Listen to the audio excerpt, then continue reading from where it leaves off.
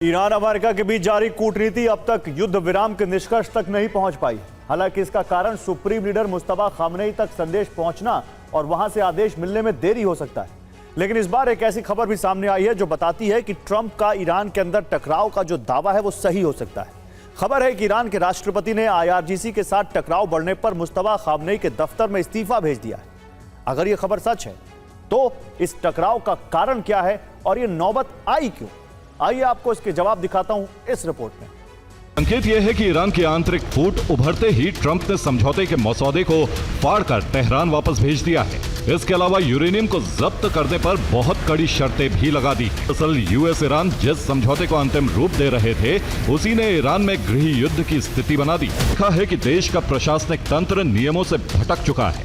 शासन का नियंत्रण और निर्णय अब IRGC के कुछ कमांडरों के हाथ में है। उन्होंने राष्ट्रपति और सरकार को देश के फैसलों से अलग कर दिया है। इन हालात में मैं सरकार चलाने और दायित्व निभाने में असमर्थ हूं।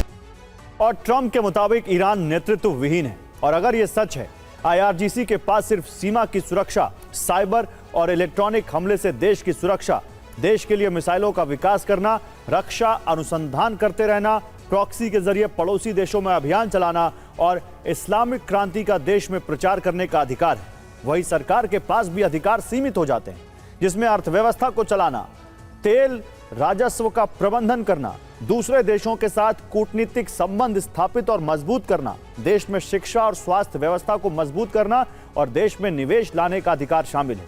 लेकिन अधिकारों के इसी बंटवारे में टकराव भी शुरू होता है। IRGC की प्राथमिकता राष्ट्रीय हित है और समस्या यह है कि इसी सिद्धांत ने अर्थव्यवस्था चौपट कर दी है।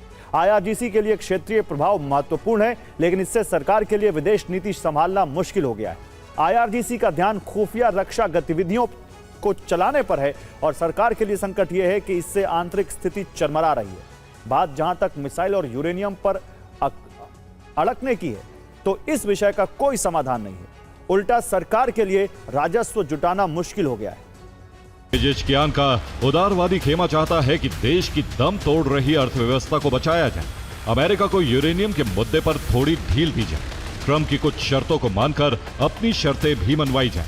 लेकिन IRGC कट्टरपंथी गुट चाहता है कि अर्थव्यवस्था को ग्रे रूट पर निर्भर किया जाए। संवर्धित यूरेनियम देश के बाहर ना जाए, न ही यूरेनियम का संवर्धन ईरान में रुकना चाहिए।